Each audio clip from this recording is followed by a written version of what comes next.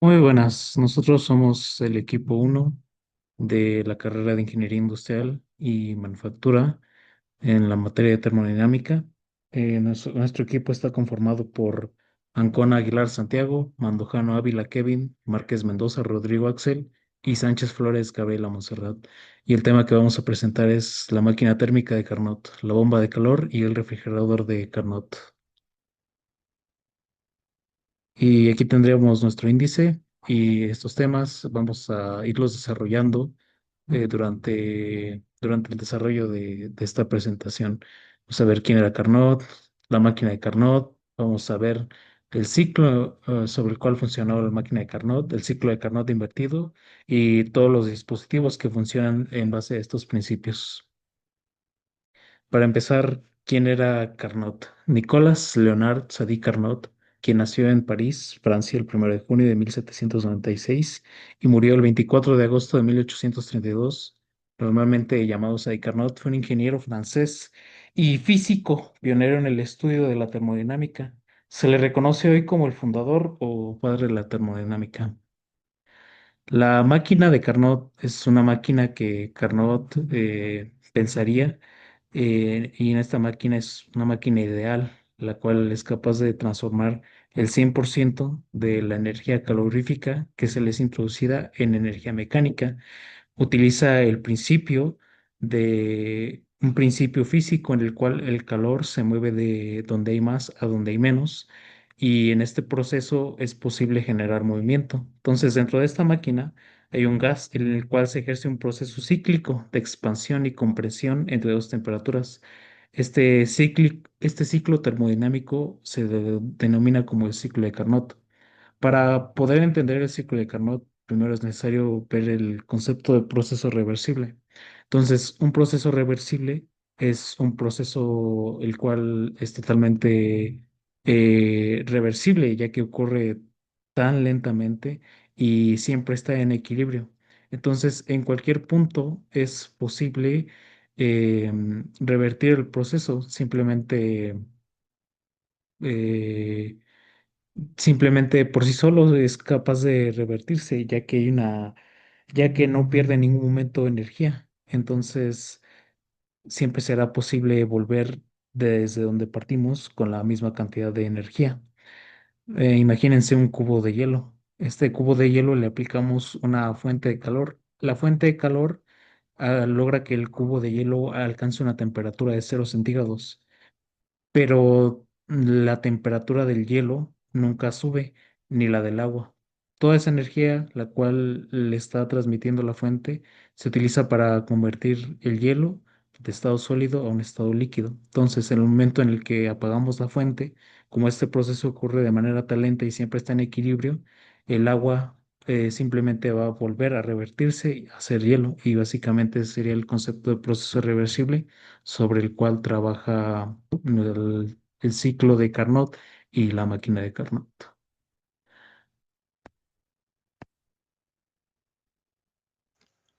Introducción al ciclo de Carnot fue propuesto por el ingeniero francés Sadi Carnot en 1824.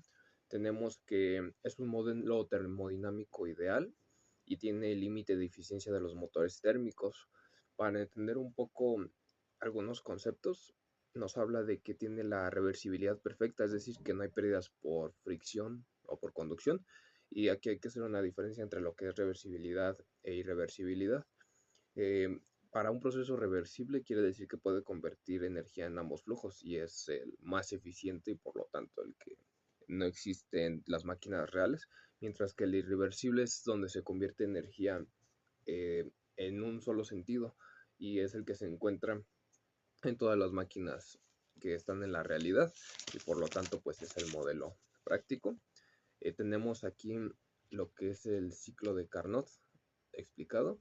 Tenemos que para la primera fase es una expansión isotérmica y aquí lo que sucede es que el gas se expande lentamente mientras está en contacto con una fuente de calor.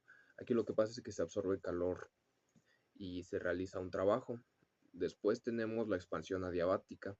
Aquí el gas continúa expandiéndose, perdón, térmicamente aislado, como bien lo dice el nombre, que es adiabático, y tenemos que llega a la temperatura TL, que es lo más bajo, y el calor se encuentra en cero.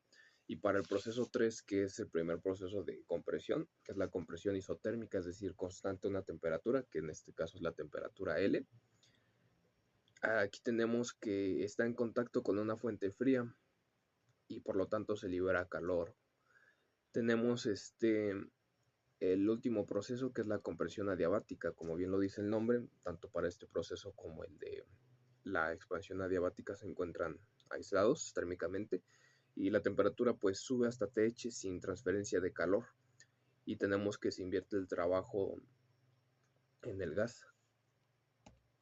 Aquí tenemos la fórmula que nos explica cómo calcular la eficiencia. Esta es la eficiencia térmica de cualquier máquina térmica, ya sea reversible o irreversible. Y tenemos que para la primera fórmula se trabaja con las temperaturas, como bien lo comentamos, la temperatura más alta y existe también la temperatura más baja, TH y TL respectivamente. Tenemos que se puede calcular proponiendo el ideal, que es el 1 menos el cociente de la temperatura más baja entre la temperatura más alta. Y tenemos otra fórmula que lo que hace es que trabaja con los calores.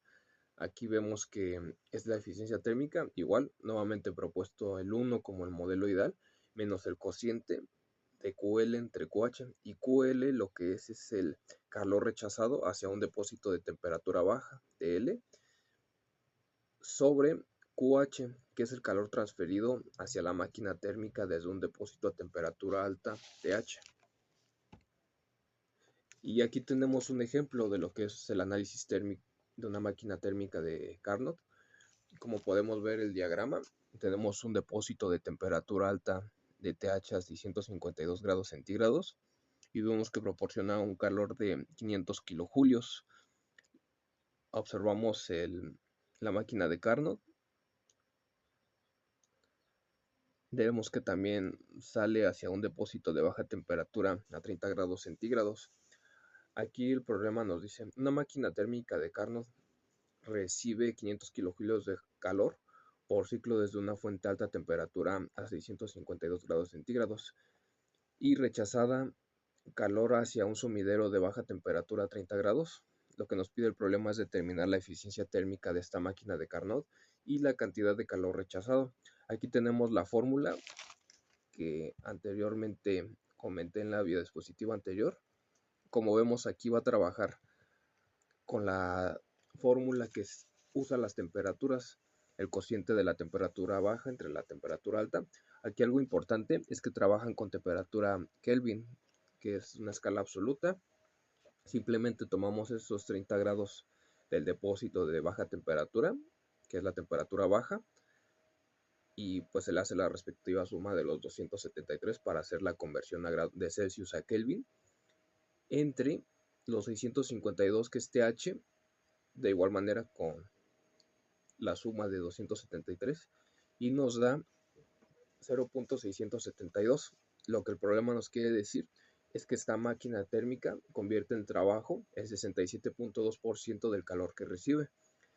Ahora para el inciso B tenemos una fórmula que no está explicada, sino que es un despeje.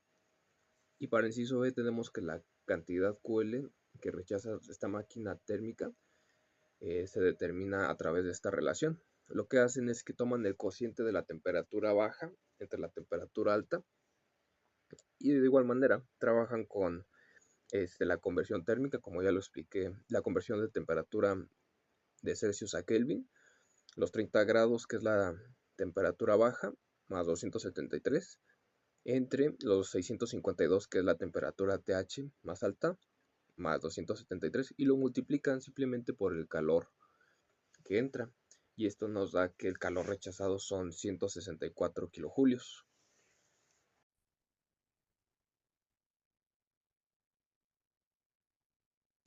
La bomba de calor de Carnot es un dispositivo que utiliza un ciclo termodinámico reversible. Sirve para transportar el calor de una fuente fría a una fuente caliente a partir de un trabajo externo suministrado en el sistema. El coeficiente de rendimiento indica qué tan eficiente es una bomba de calor o un refrigerador. Este se calcula a partir del calor obtenido entre el trabajo suministrado. Por ejemplo, si un refrigerador tiene un coeficiente de rendimiento de 3, quiere decir que por cada unidad de trabajo entrega 3 unidades de calor. En el siguiente diagrama podemos ver el ciclo de Carnot físicamente en las partes de un refrigerador. Comienza el refrigerante en un compresor en donde aumenta su temperatura y presión. Esto lo podemos ver en la gráfica del punto D al punto A. Después pasa por un condensador en donde es un proceso isotérmico de expansión y libera calor. Después pasa por una válvula de expansión en donde baja su temperatura y su presión y es un proceso adiabático. Y por último pasa por el evaporador en donde absorbe el calor y así es como puede entregar un ambiente frío dentro del refrigerador. La bomba de calor es utilizada para calentar espacios y, por ejemplo, también es utilizada en la calefacción de una alberca. El coeficiente real puede ir entre 3 y 5. Aquí tenemos un ejemplo. Una bomba de calor opera entre una fuente fría a 0 grados Celsius y una fuente caliente a 35 grados Celsius. Si el sistema funciona de forma ideal como una bomba de calor de Carnot, calcula el coeficiente de rendimiento.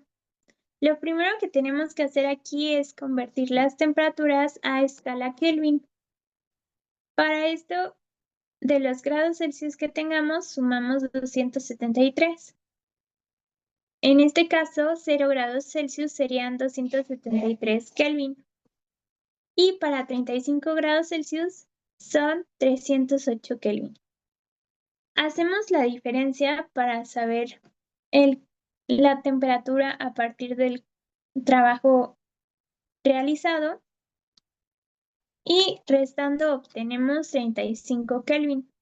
El coeficiente de rendimiento se calcula a partir de la temperatura final, que son 308 Kelvin entre 35 Kelvin. Eso nos da 8.8, lo que quiere decir que por cada unidad de trabajo se entregan 8.8 unidades de calor.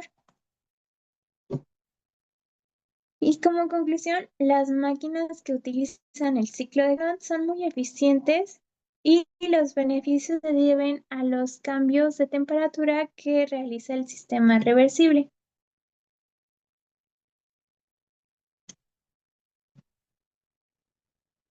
El ciclo invertido de Carnot funciona prácticamente igual que lo que se mencionó anteriormente, solo que como su nombre lo indica, actúa de forma inversa, de tal forma de que en vez de convertir calor en trabajo como en una máquina térmica, se consume trabajo para transferir calor de frío a caliente.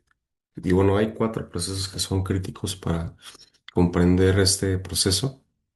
El primero siendo el de compresión adiabática, en el que aumenta la temperatura y presión del fluido. El segundo, el rechazo de calor isotérmico, en el que se cede calor al refrigerante a temperatura constante. El tercero, la expansión adiabática, en el que el fluido se expande sin intercambio de calor. Y el cuarto, la absorción de calor isotérmico, en el que el refrigerante absorbe calor. Como se puede observar en la gráfica de la izquierda, es una de presión-volumen, en el que el área encapsulada de la gráfica es el trabajo neto del sistema y la segunda gráfica es la temperatura entropía, en el que el área encapsulada es el calor generado dentro del sistema. Y como se puede observar, pasa de las fases que mencioné anteriormente, siempre siguiendo ese ciclo. El refrigerador de Carnot es un sistema termodinámico ideal de un sistema de refrigeración, el que se transfiere calor desde un cuerpo frío a uno caliente consumiendo trabajo externo. de tal forma de que se consume trabajo mecánico para mover calor en contra del flujo natural de la termodinámica, ya que va de frío a caliente. Bueno, los componentes de un sistema de refrigeración o de bomba de calor, por lo general siempre son cuatro. El primero siendo el evaporador, en el que se absorbe calor de un medio frío, por ejemplo, el interior de un refrigerador que se quiere enfriar. El segundo es el compresor, en el que se comprime el refrigerante gaseoso del evaporador, en el que hay un aumento de presión y de temperatura del gas. El cuarto es el condensador, que es el refrigerante cede calor al medio caliente. Y el cuarto, la válvula de expansión. Y después de condensarse el refrigerante, entra en válvula de expansión que reduce la presión, de tal forma que baja la temperatura del sistema termodinámico. Y bueno, un refrigerante es una sustancia que circula por el sistema absorbiendo o cediendo calor al cambiar de fase, que puede ser de líquido a gas o viceversa. Y bueno, de los refrigerantes más empleados son el R134, que se emplea en refrigeradores, el R410 en aire acondicionado y el dióxido de carbono, que es un refrigerante natural. Bueno, de aplicaciones prácticas y la eficiencia de los refrigeradores. Por ejemplo, un refrigerador doméstico conserva alimentos y bebidas en hogares y varía de una temperatura de 2 a 7 grados por lo general, con un COP de 2,5 a 3. Luego, por ejemplo, un hospital tiene refrigeradores, ¿no? O laboratorios en los que se guardan medicamentos, vacunas, etcétera. Y bueno, estos poseen las características de que tienen estabilidad térmica, llegan hasta la temperatura de -80 grados centígrados. Tienen sistemas de respaldo por si el refrigerador falla o se va la electricidad y por lo general tienen COP bajos. Y por último están los sistemas industriales de refrigeración que tienen múltiples compresores para asegurar su funcionamiento correcto.